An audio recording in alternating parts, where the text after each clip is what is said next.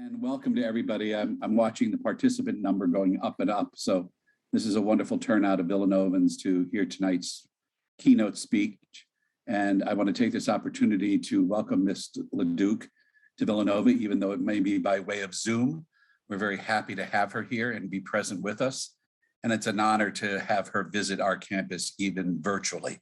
So we're all very proud to be part of this particular evening. I was asked to kind of reflect on why Villanova finds it important to remember Dr. Martin Luther King Jr. And I would like to turn to an op-ed that was in yesterday's Philadelphia Inquirer from a Villanova graduate of the class of 1967, Mr. Tom First, who at the time was the student government president when Dr. King visited Villanova back in 1967. And if you have an opportunity, I would ask you to read his op-ed because he speaks about how his experience of listening to Dr. King speak at that moment in the Nevin Fieldhouse, a packed Nevin Fieldhouse at the time, how much he shared the truth with people. And that's something that we value very much here at Villanova, to live the truth and to speak the truth.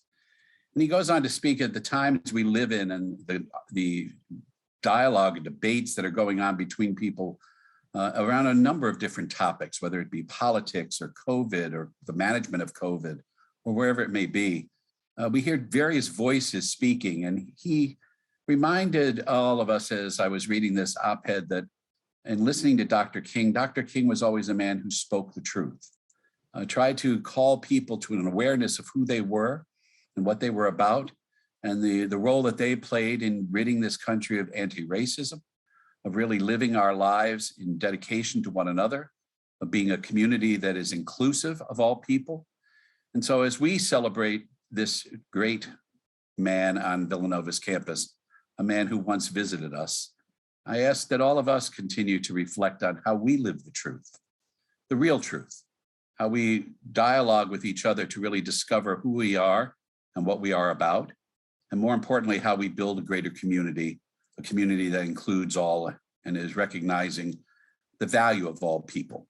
And so tonight, as Ms. LaDuke discusses her experience, her work, her life in terms of working with Native Americans, of being a Native American, of being part of this community, that how do we continue to reflect in it on ourselves and what role we're playing to really bring truth into the community, or do we continue to perpetuate ways of life or experiences that are not valuable to all people, but only valuable to ourselves?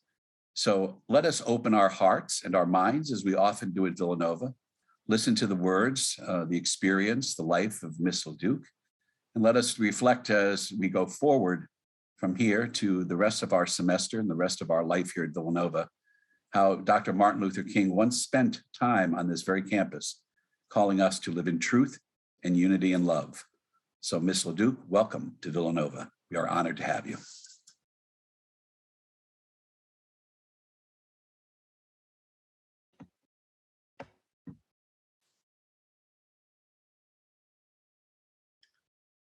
Anishinaabe Agriculture, one of my relatives. Binisikwe Indigenous Makwendo Dam Gababani Kagish Kaniganing and Dunjaba. I'm telling you where I'm from, which is Anishinaabe Akiing, the land of northern Minnesota, the land where it is half water and half land itself. I'm from my territory where my ancestors followed a shell which appeared in the sky and a set of instructions that would take us to our sacred land. And I'm glad to be speaking to you from the heart of my sacred land on Round Lake, here on the White Earth Reservation. In this time that we have now, you know, I look out there and this is this month in my time is called Manadu Giza Soons, which is the Great Spirit Moon.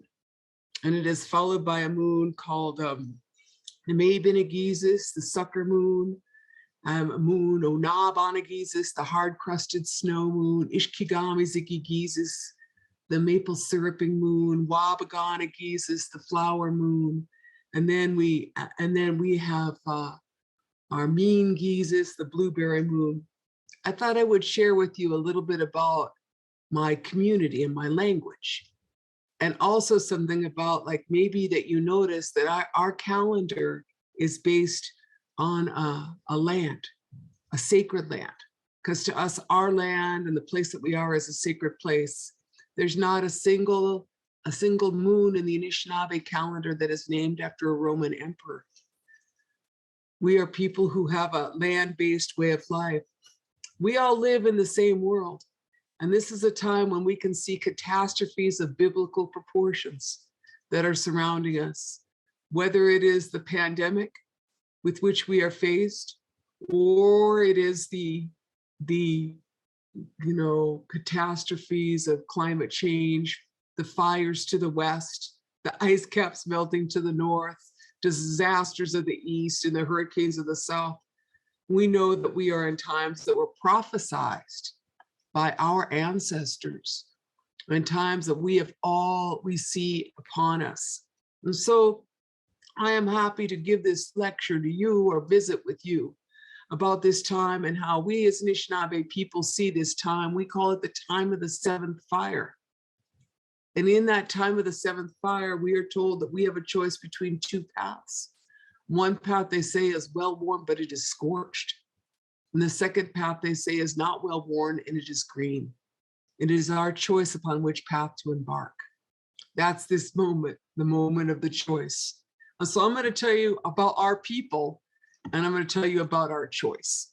And I'm going to invite you to be part of the dialogue. So let me try to share my screen here. It might take me a moment. Oh my.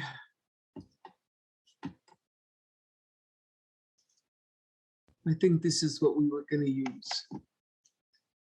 Yeah.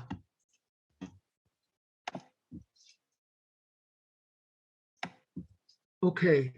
Can someone give me a thumbs up if they can see this in the chat or in some other way?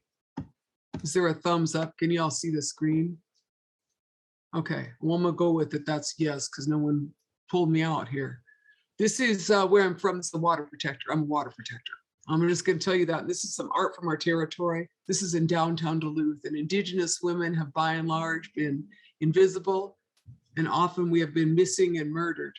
And here in the time and moment that we are big and bold. And what we have is a picture of an Indigenous woman, and she's not going anywhere. She's about 40 feet wide and 60 feet tall. She's very big, and she's on the side of a building. This is my sacred place. You know, it is the holy land for us. The holy land is here. This is the place of wild rice, manoman, the food that we were instructed to follow the shell which appeared in the sky to find the place where the food grows upon the water. This is the food, it is wild rice. That is not a field. That is a lake covered with wild rice. And all you have to do is be at peace with nature, take care of your lake, take care of your water, put your prayers out, and you will get wild rice each year in succession. Manoman, the sacred food of the Creator. And that there is Don Goodwin with me. This is the complex world that we live in, a conflict between two worldviews. You know, we call it Windigo capitalism. I don't know what you call it, but we are people who are trying to live with Earth and our original instructions to take care of the Mother Earth that is around us. And then we are faced with big conflict. And that conflict causes us a lot of problems that we face today. I'm going to tell you a story about the fossil fuels industry, but you could see the story. This is a fire up in Alberta a couple of years ago, but you know, in the times of catastrophic climate change brought on by fossil fuels, you know, we are now facing disaster imminently in many places in the world, including in my own territories here.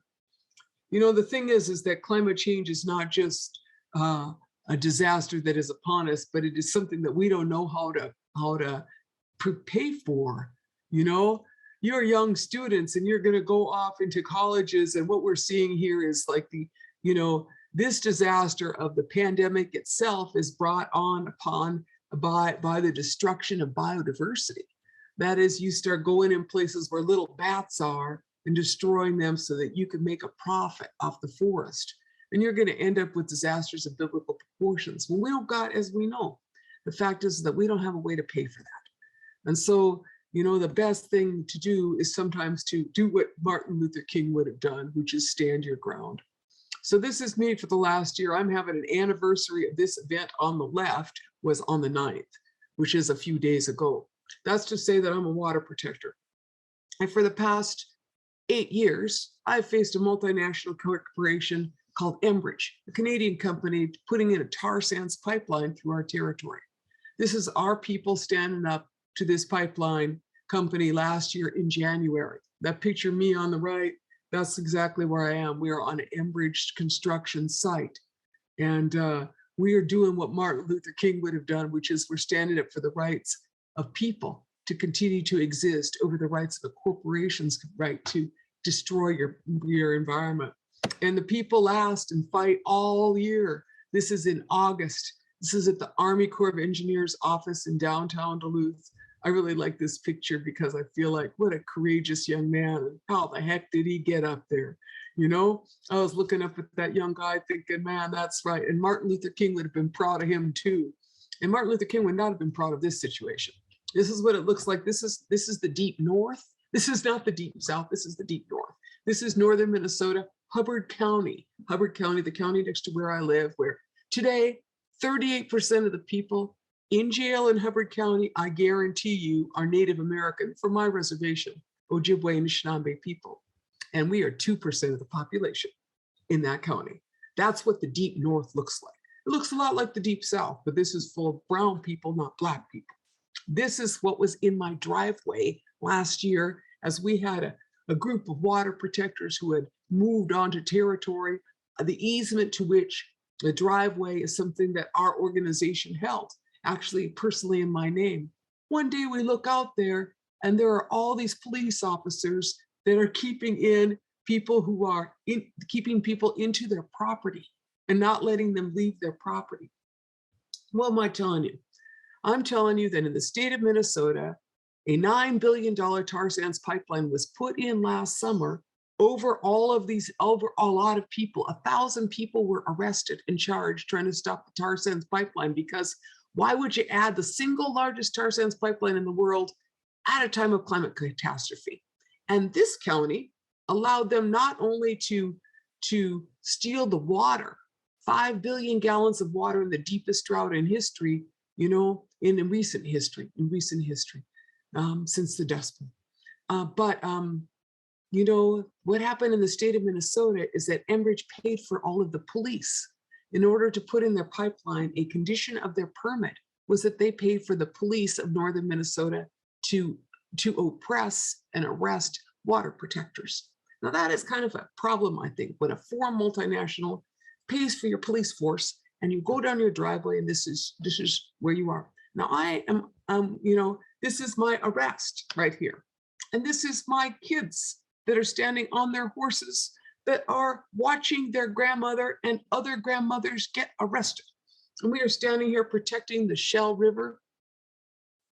My tribe asked me to be the guardian ad litem for this river called the Shell River. It comes from the heartland of our territory and it goes into the Mississippi watershed. And so at this time, they are arresting us. They're preparing to arrest us. And as you see, we are senior women. I'm 62 years old. We are senior women sitting in our lawn chairs, and we are about to get arrested. And this is when I finally got out. I spent 3 days in jail last summer, and I wrote a letter inspired by Martin Luther King called My Letter from the Hubbard County Jail. And this is my my letter from the Wadena County Jail. I did not go to jail in Hubbard County. I went to jail in Wadena County and in Akiing County as a water protector. Now, I don't know how many times Martin Luther King went to jail. I'm sure it was a few, but sometimes you got to get outside of your arena of comfort to do the right thing. And for me, and for a lot of us, the right thing is to figure out how to protect our Mother Earth. So I've spent a lot of my life trying to stop multinational corporations from stealing lives, from stealing water, from destroying ecosystems, and from destroying the constitutional rights of American citizens. Constitutional rights like the freedom of assembly, which was, have been brutalized by Canadian multinationals and the state of Minnesota. And my problem is everybody else's problem, because it's the single largest tar sands pipeline in the world. And it's going not just here, but it's going all the way through the United States. Largest tar sands pipeline company in the world, bringing most of the water. No, most of the oil in. This is the second part of my lecture. You know, there are a lot of things that are wrong, but at the same time, there is the birth, as Arundhati Roy will say, you know, a pandemic is a portal through which a new world is born. We are all on Zoom. We are shaking up. We are all the world that we knew or was assumed to be known, the Windigo capitalist world that is the world of the United States, the paradigm, that whole world is changing. And it turns out that we all do not have control over the change. Now, the best thing to do is to pray hard and do your best. That's what I think. And try to have as much agency in the change as possible, because with good prayer and good minds, we can make good decisions. Now, some people would call this the just transition or the Green New Deal. I would call this the Sitting Bull plan. The Sitting Bull plan, I refer to this as a Sitting Bull plan because Sitting Bull was a great political leader of the Lakota people, Papa Lakota. And in the first photo I had, that was a photo of Sitting Bull and Custer. I should have said that earlier. Sitting Bull, the great political leader, and Custer, the not so great military leader, who died at the Battle of the Little Bighorn.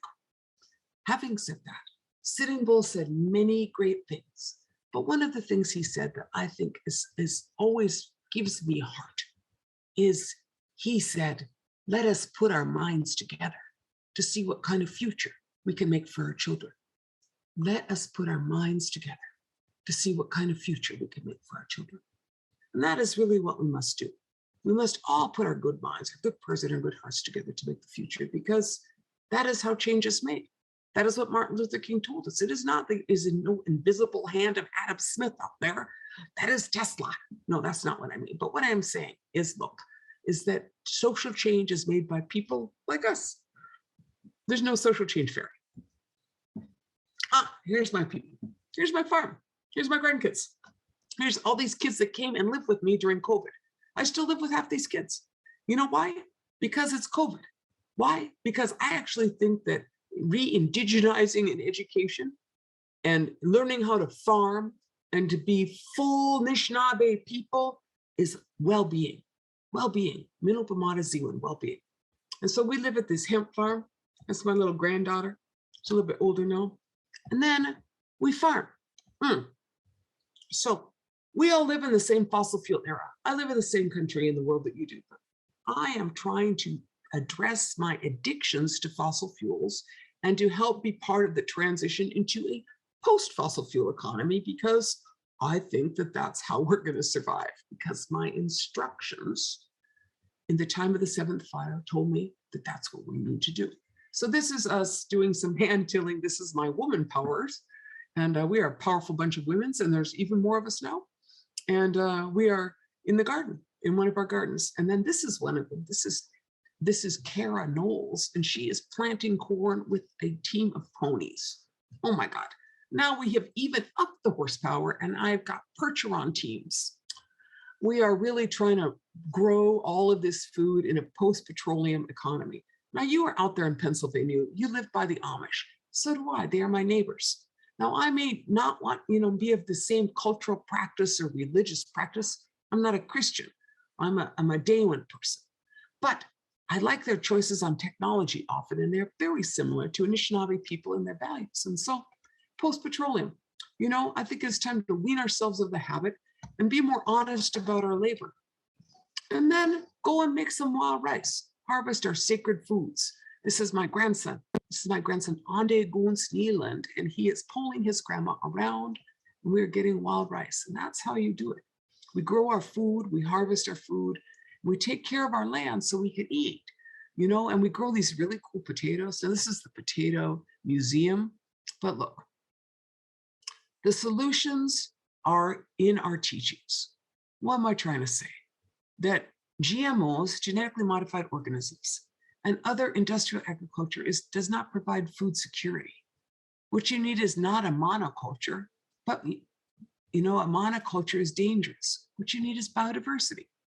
Now, the fact is that Everyone you should have learned this from the Irish potato famine. You need biodiversity. And so we grow these really cool potatoes. This is, and those are indigenous to the Americas, but we grow purple potatoes. That's what we specialize in. But we grow 17 varieties of potatoes out here. And we're doing that because we want to restore agrobiodiversity and we want to feed generations ahead. And we grow really cool old squash. This is heritage varieties, twice the protein, half the calories of market varieties. And we grow hemp. In Pennsylvania, they had a big hemp mill movement. And in Minnesota, they used to have 11 hemp mills because the word canvas comes from cannabis. The word canvas comes from cannabis.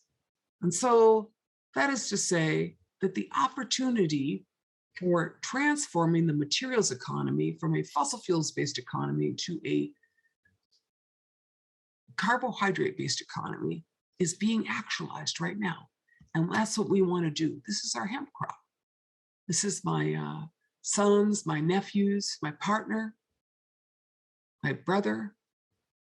This is our family, our extended family in a hemp field with fiber hemp.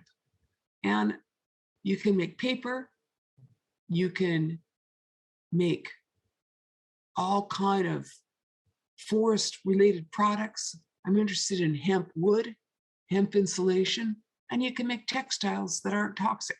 Because look, cotton is 25% of the world's chemicals in agriculture. 25% is cotton, and it's only 4% of the world's agriculture. So we should move along, and all that stuff is fossil fuels. And then build some cool stuff. We're doing hemp insulation right now. I really like that stuff. And I think that, what we call it is the new green revolution. That's what we call it, new green revolution. Because the last revolution, that wasn't so good. The last green revolution, I think that brought a lot of chemicals into our environment. But the new green revolution, now that's going to be hemp, and that's going to transform the world. Because think about this, the word canvas comes from cannabis. And if you could change just all those sales, and if we could get away from the tarps made of nylon and all that, we could move along. Then we're going to go solar. Now, you guys are pretty sunny. Minnesota is very sunny. It turns out, like here it is wintertime, and it's cold as heck, but it's still sunny. Oh my God, this is us. This is solar thermal. This is what we do up on our reservation. We're building these solar thermal panels. You put them on the south-facing wall of your housing project, and the heat, sun gets in there, and then there's like this box that gets the heat in it because it's all dark basically. And then it gets hot in the box, triggers the thermostat, blows hot air into your house. Very simple. Now that's what you need to do in the north, because Pennsylvania and Minnesota are all worried about how they're going to keep their houses warm in the winter. So you got to do all kind of things so we can keep our people happier and warmer. Now here's our solar thermal panel manufacturing facility. That's us here on the reservation. And here's renewable energy blowing in the wind, and solar as well. And this is how you do it yourself. This is Melina Lubicon. And for her master's dissertation, let me just be clear about this, for her master's thesis, from the University of Victoria, she didn't write about a solar project, she installed one. That's 10 kilowatts she put up on her reservation in the northern part of the Alberta tar sands to power her health clinic, which was powered on a diesel generator. Pray hard, do your best. Put more solar up. This is Navajo Nation and their solar. Big solar project, 26 megawatts. And make something beautiful. This is my housing project. That's a couple of my nieces. And we decided that our housing project was ugly. We want to make something beautiful. So we started painting these murals on our houses. Put a good heart together and make a good life. And in that process, we transformed this country. This is all wind turbines, and you're in Pennsylvania, you're in like the Rust Bowl. Well, what's going on with these turbines? They're coming in from Europe to a port in Duluth, furthest inland port. If you really want to make a just transition, you got to build this stuff here, because in the time of the pandemic, you ain't getting what you need someplace else. You better make it here. And then, in these last moments of my lecture, I want to say, You know, there's this moment in our prophecies that say there's a choice between two paths. One is well-worn and scorched, that'd be fossil fuels, and one is green, that'd be organic agriculture, that'd be protecting biodiversity, that'd be renewable energy, and that'd be living well and praying hard, you know? So I like these slides. These are slides of, I don't know, in a microscope, water crystals. This is Dr. Emoto from Japan. And he talks about how, I didn't know this, but water all has like a different signature, like a snowflake. And so it turns out that when it gets polluted, it gets all crazy looking and miserable, right? And you can see that in the slide, but you can also see the Fujiwara Dam before the prayer and after the prayer. And so that reminds me that water is life. And that also reminds me that prayer is powerful. And in this moment in time, instead of reaffirming the rights of corporations, what we are seeing is that the spiritual beliefs of Indigenous people and many people, because people are Indigenous to someplace, of reaffirming the respect and regard for Mother Earth are coming into legislative and judicial and regulatory systems.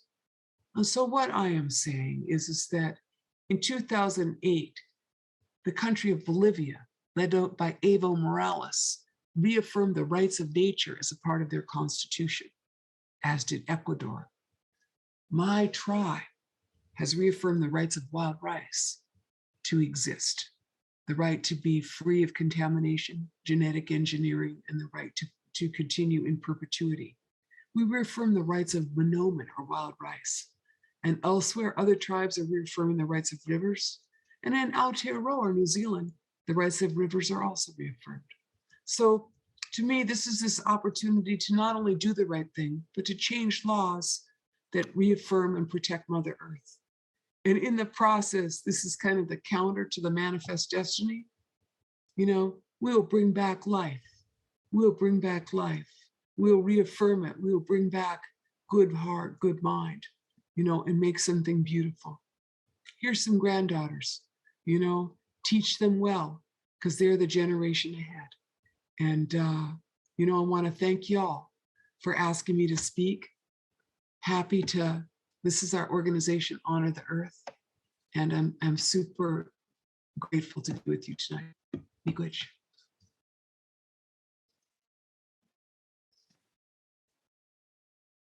Hi there. Thank you very much, Ms. LaDuke. My name is Tim Horner. I am with the Center for Peace and Justice Education. I'm one of the faculty members there, and I'm going to be handling questions and answers. We invite you out in the Zoomiverse to chat, to ask questions of Ms. LaDuke. You can do that in the chat box, and I will keep an eye on that and pass that along to her, or you can see it too as well.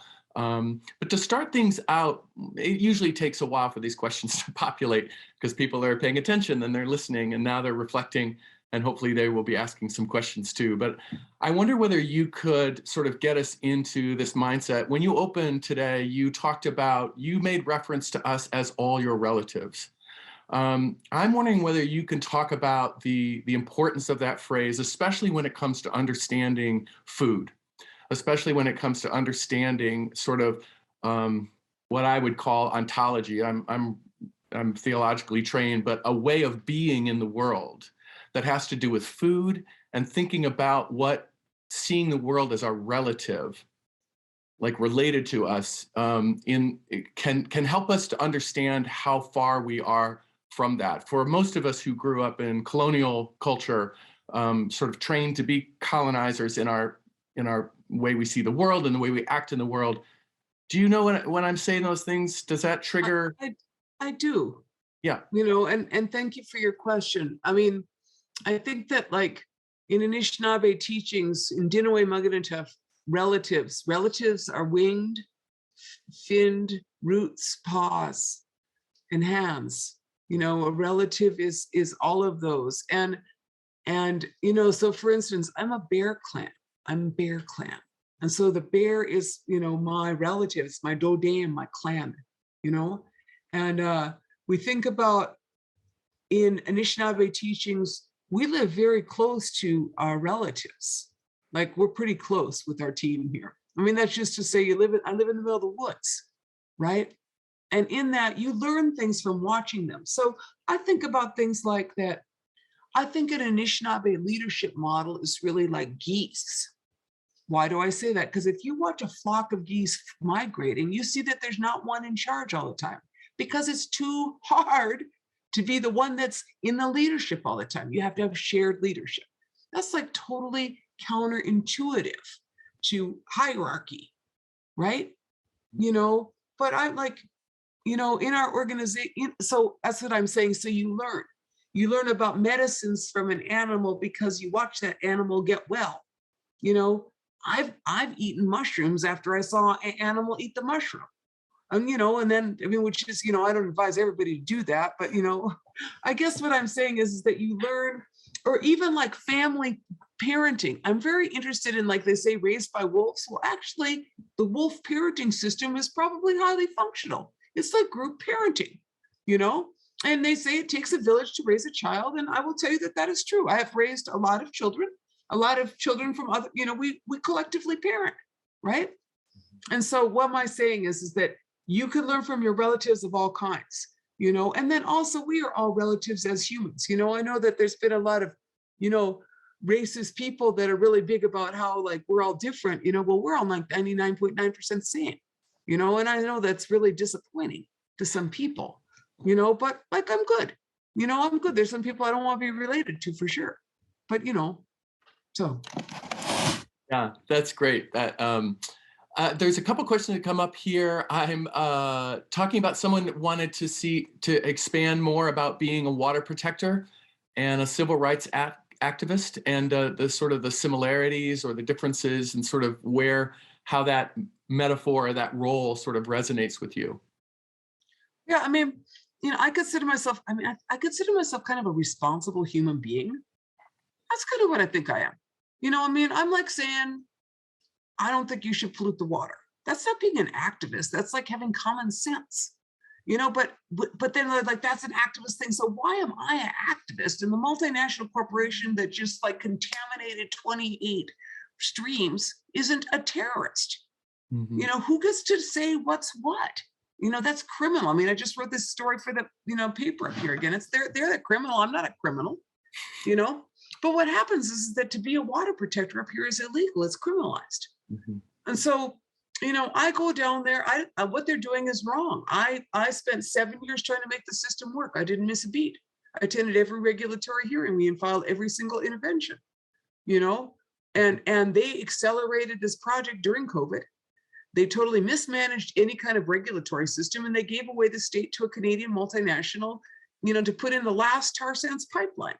That's totally irresponsible. Everything they did was irresponsible. It was immoral. It was illegal. And so then I stand with, thousands of other people who try to make the system work, and a bunch of us get arrested. All of a sudden, I'm a criminal too. And I'm like, I'm not a criminal. I'm a water protector. The criminal is the corporation that just did this. That's the criminal, and I have a trial on Tuesday. I have a trial on Tuesday. And there's 300 people being charged, have trials this month in Hubbard County. And you know what? We have a huge campaign called Drop the Charges. You should look us up. We're sending letters. They got 61,000 letters to Attorney General Keith Ellison, like at the beginning of the campaign, saying, because we're not criminals. I said, I was on a call with Keith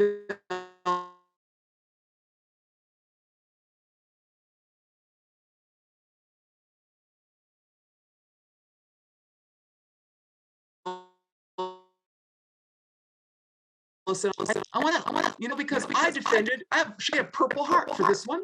I defended our waters while you sold us. So that's what I'm saying is that is the same calling as Martin Luther King.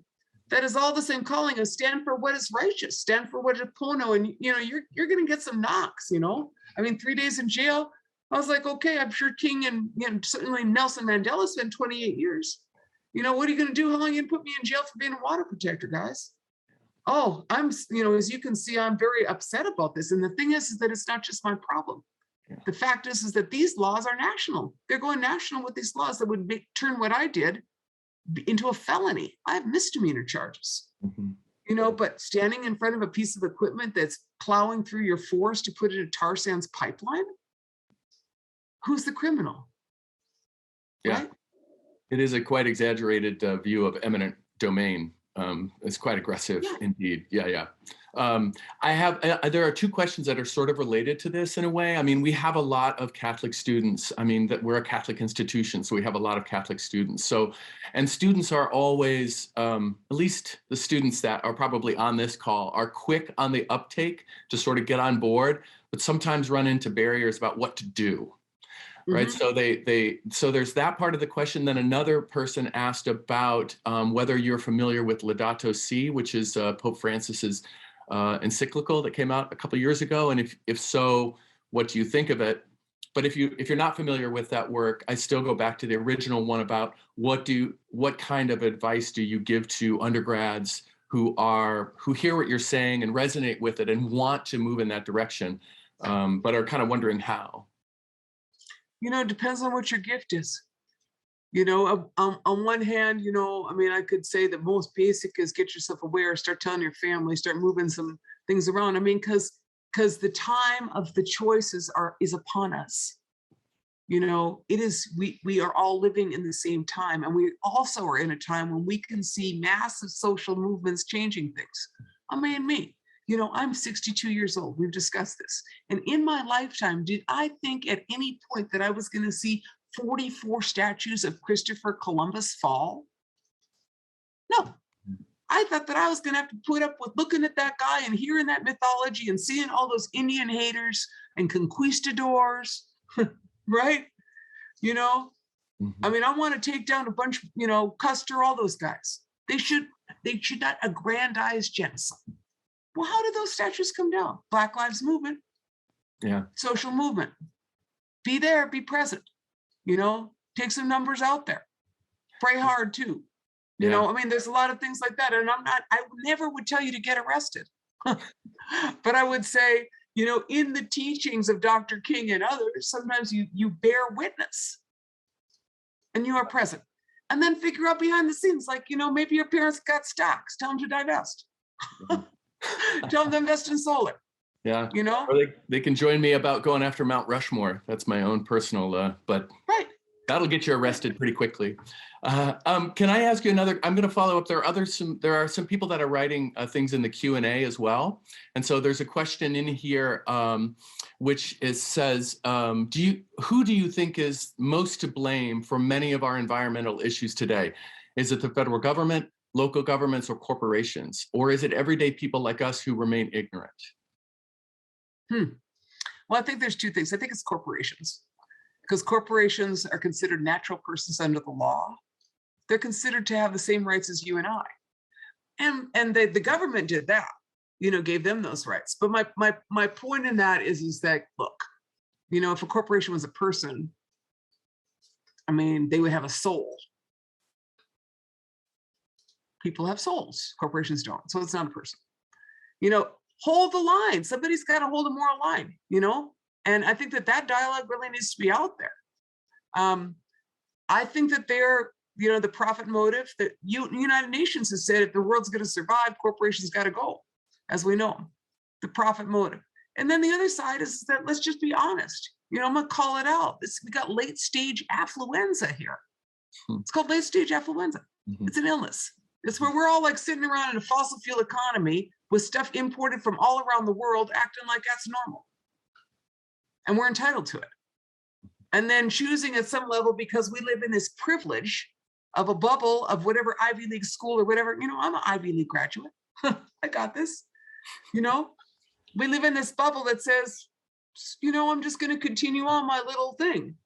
And I'm like, no, get outside, breathe in, be with your relatives. So I just think, don't be ignorant. It's not right. And also don't despair. Have faith. Have faith. Yeah. I mean, I've seen tremendous things, and Enbridge got their pipeline in, but I predict the demise of the corporation is soon to come, because the party's over. So I'm saying is keep praying and be like Dr. Emoto, pray for the water, you know? Can I ask you a follow-up on this too? This is coming in from one of our listeners as well. The question says, do you know if there's any progress in the United States legislature with regard to protecting the rights of nature? But I want to frame that question in the tension that you created early on. I think when you talk, and I've heard this before from other Indigenous activists and people, with that tension between depending on the government and legislation for change and acting locally. Now, I know those aren't exclusive, but there is a tension about where you put your time and energy. And I'd be curious to hear kind of where you stand on this. I think it depends on your gift and your ability, you know, because I've done all kinds of work. You know, I was on a call with Edith Valentine. Now you're all you wouldn't know because I'm super old, but she was at the United Nations in 77 with me. I was at the United Nations in 1977 for the first time Indigenous people went to the United Nations, and she was our host. She's like 99 years old, and she wanted to have a Zoom call with me. Now, how cool is that, right? Women's International League for Peace and Freedom, executive director in 1977. So there I am hanging out, and she's in Switzerland. But my point is that maybe you have a gift for that UN work. I liked it at the time, but then it turns out I was raised in a small town, and I really don't like going. I'm more of a country person. You know, I like farming. You know, you can see that from the pictures. I don't want to go to the United Nations. I want to go farm.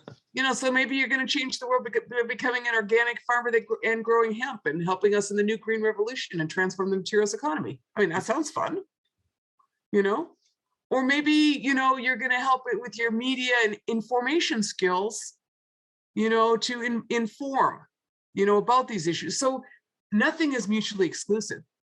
And nor do you have to stay. There is so much great ways to change the world and take us on a good and pono righteous path. Mm-hmm. You know, do this for a while and then do this. You can change it. Right. You know, I do. Sometimes I farm and sometimes I go talk to Al Jazeera in London. Right.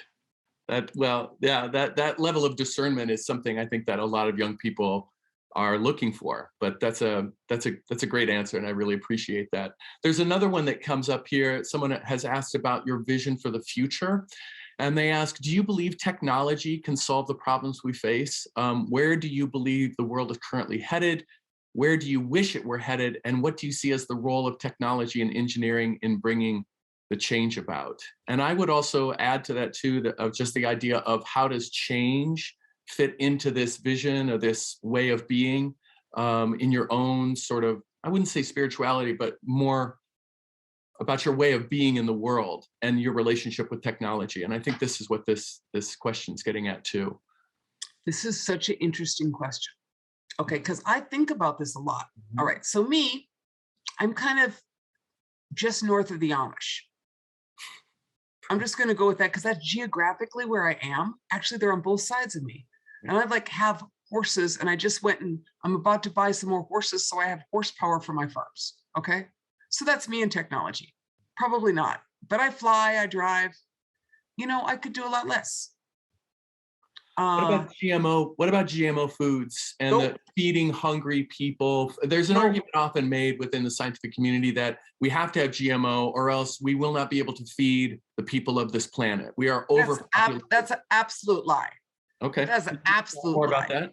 Yeah, because the thing is that the only way to sustain, like, first of all, 70% of the world's agriculture is people like me. It's not big ag. 70% of it is subsistence farmers or small scale farmers, you know, and then the big ag stuff is like so toxic. Y'all know that. I mean, why is the healthcare industry growing so rapidly? Is that because we're healthy? Oh, no. It's not because we're healthy, because we all started looking like the Pillsbury Doughboy, because they're who wrote the plan for the food system, you know? I mean, I'm from Minnesota, the land of the Pillsbury Doughboy, you know, and I'm like, time for a post-Pillsbury Doughboy food system, you know? So that's a post-GMO food system too. And the thing is as I said, you know, agrobiodiversity is the solution. You know, they keep coming up with the new silver bullet in GMO agriculture. Well, the thing is that it's totally reliant on a bunch of petrochemicals and a bunch of high levels of really dense and warlike machines on land. While sequestering carbon is done by people like me. And what sequesters the most carbon? Oh, excuse me, hemp. Sequesters carbon at a rate like 4 times that of trees. Oh my God, it's like the best stuff. So, I'm not opposed to some scaled agriculture, but basically what I think is that the answer is in restoring agrobiodiversity. Like, I'll give you an example. There used to be 28 million buffalo in the place where there are today 50 million cattle. No, there's 50 million buffalo in the place where there's 28 million cattle, excuse me. Those 50 million buffalo were obliterated. Yeah. They had an entire ecosystem of biodiversity with 250 different kinds of grass, and all the carbon was in the soil, not in the air. Industrial agriculture took the carbon out of the soil and put it in the air. What you need to do is put the carbon back in the soil. That's basics. So no to GMOs. What I want to see is a restoration of soil. But then the question of technology. Like, this is, I just read this Time magazine with, Elon Musk, richest guy in the world. No, he's technology. The fact is that technology transforms the world, and his gig is disruptive technologies. Disruptive technologies transform the world. Not all technology is equal, and not all technology is good. Appropriate technology is what you want, right? That's what we want. And so right now, he is part of this, they transform the world. Exxon isn't even at the top of the S&P anymore. I'm talking about, they're not the richest guys in the world. Who's the richest guys in the world? The tech heads, right? Totally transforming the world now. But, why do you want to go to the moon, Elon? That's not very helpful to Mother Earth. Electric car, more helpful. Electric car with hemp battery, very helpful, Elon Musk. I'm going to write him a note. Smart guy, do this. So what I'm saying is, yeah. You know what I'm saying, though? I know. Is this like, it's not all equal, and there's no direct specific, there's no specific answer. Some technology is good. Is it appropriate? Does it help make our world better? Does it make the planet better? Does it take care of Mother Earth? Yeah. That's if I can shift a little bit, there's been a question that's came in that's quite interestingly phrased, is about, it says, as a water protector, do you think assigning waterways civil rights as living entities, the way they have in Australia with the Yarra River, and I think New Zealand, an orangutan in France, but waterways, yes, in New Zealand, yeah. Do you think that's a viable option for protecting waterways, or could it dilute the rights of human citizens? No, I think it's an essential. I think the rights of Mother Earth have to be valued over the rights of corporations, and that they have to. And I think that that Indigenous legal canons reaffirm the rights of Mother Earth as superior to the rights of humans. And I think that, in fact, that the rights of municipalities, governments, states should not supersede the rights of Mother Earth. That's what I think. And I think that we could pretend like we can make all kinds of rules, like we can say how much pollution and how much carbon, and we can see how many petrochemicals or chemicals we're going to permit.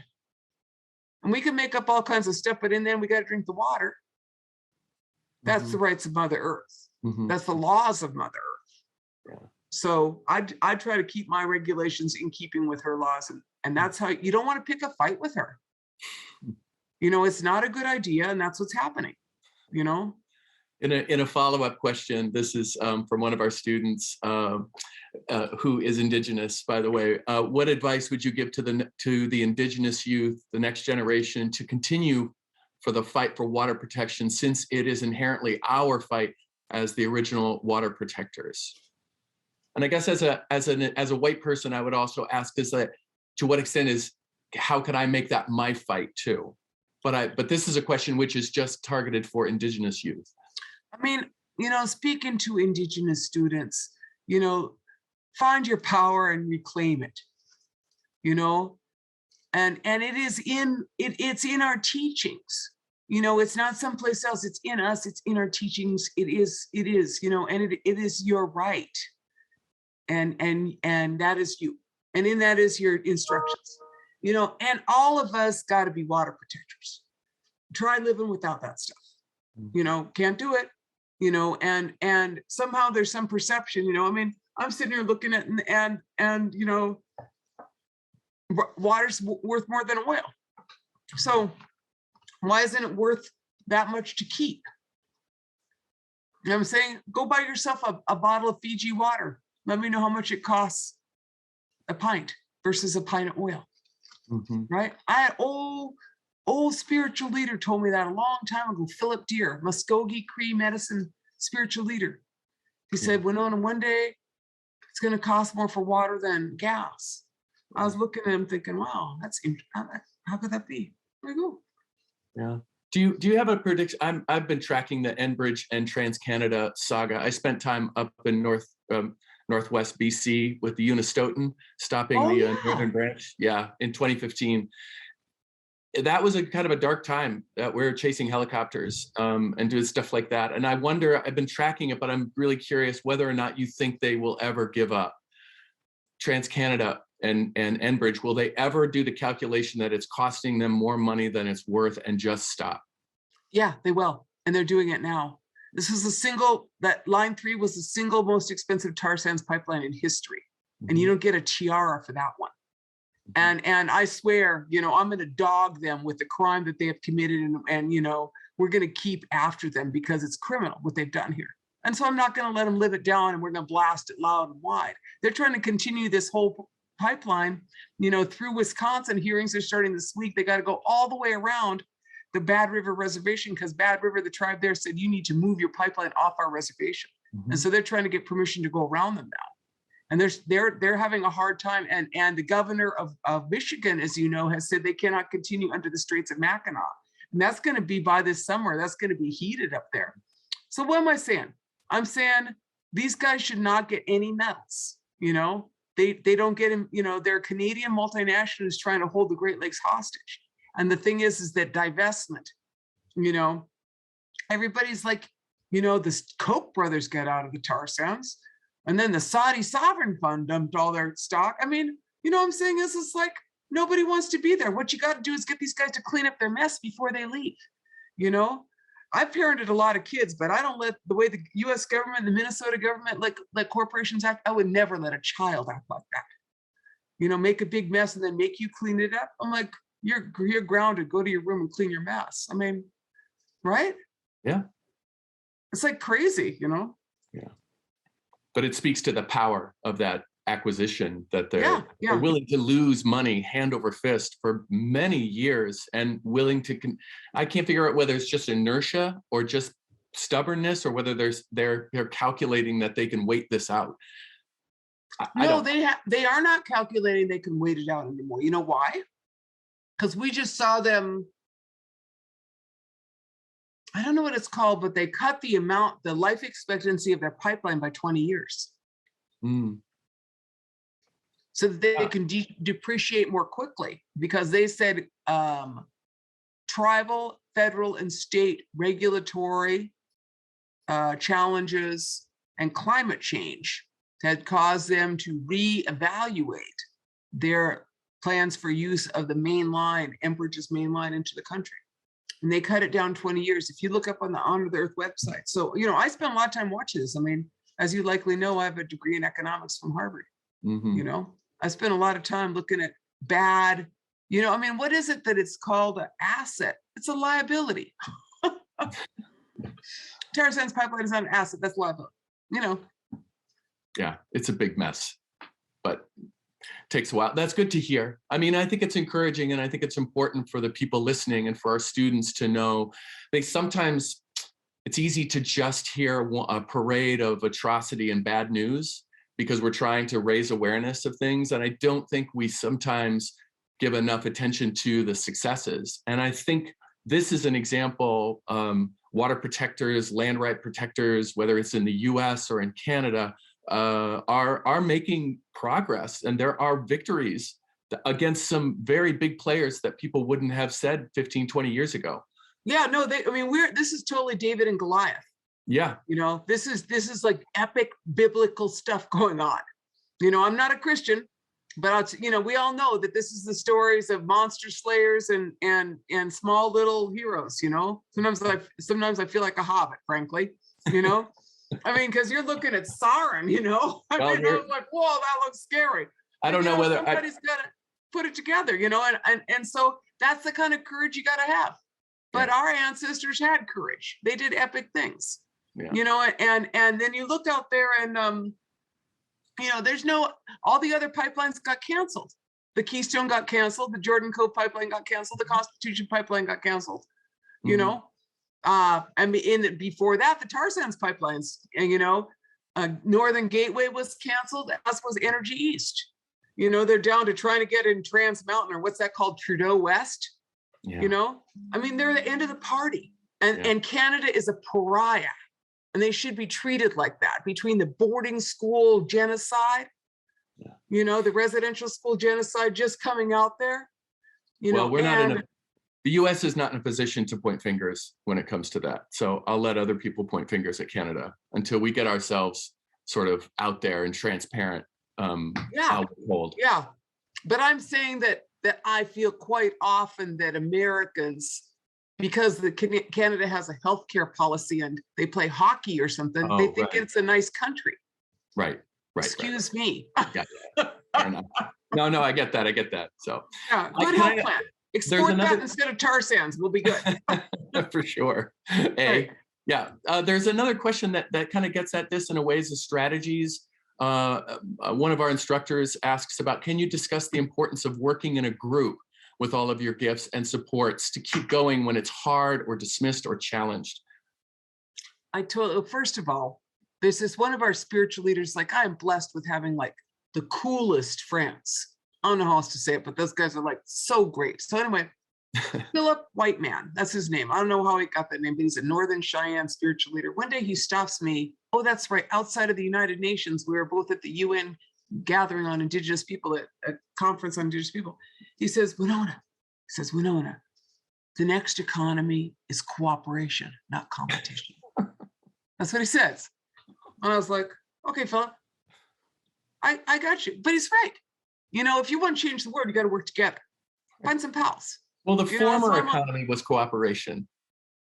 I mean, we're in a very strange time. It's not cooperation is what defines us as humans. So that's right. It's not like we're just going to invent cooperation. We've been doing that for eons. Right. But then there was this aberration of industrial economics, right?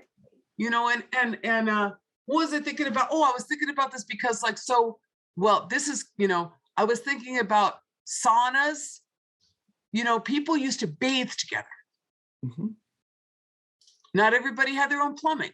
I don't want to shock anybody, but people went to the river and bathed, or people went to the sweat lodge together in our territory, or maybe like in England, they went to the baths and the women hung out together and the men hung out together.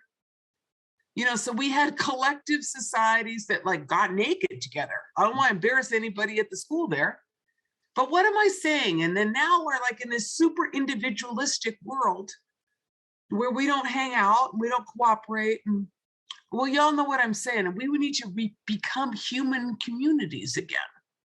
And I think the pandemic has done some of that actually, because you had to hang out with your neighbor, in my little neck of the woods. I mean, like we hang, us and the Amish hang out together. So what am I saying? So be a better human, be a better ancestor. Our old ones were that. And then they had this like crazy 100 years of individual obsession, I was like, get over yourself. Absolutely. In fact, that's probably actually, I'm looking at the clock, like that's a perfect ending for this. Get over yourselves. It makes me sound kind of old, like you get off my lawn, but it's not. There's a kind of wisdom to that I think we get trapped in the moment in that Western colonial bubble. We're sort of shown that this is all you need to see, and don't look away. Just look at this. It's shiny. It's beautiful. We made it just for you. Don't look anywhere else. And we lose track of the perspective that that we don't look away, we don't look outside of that shiny mirrored bubble that just shows us reflections of ourselves. And so to get out of that is to get out of ourselves. And I think that's a really, that's a reach for many of us, because we just haven't been taught how to do that.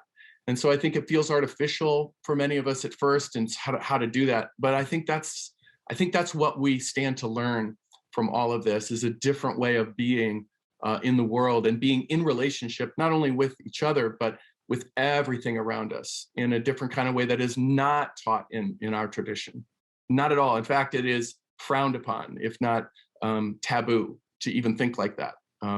So I think there's a real challenge in what you're giving us today, and I really appreciate you coming here and sharing these stories and these narratives that are all wrapped up in a life of wisdom and thought.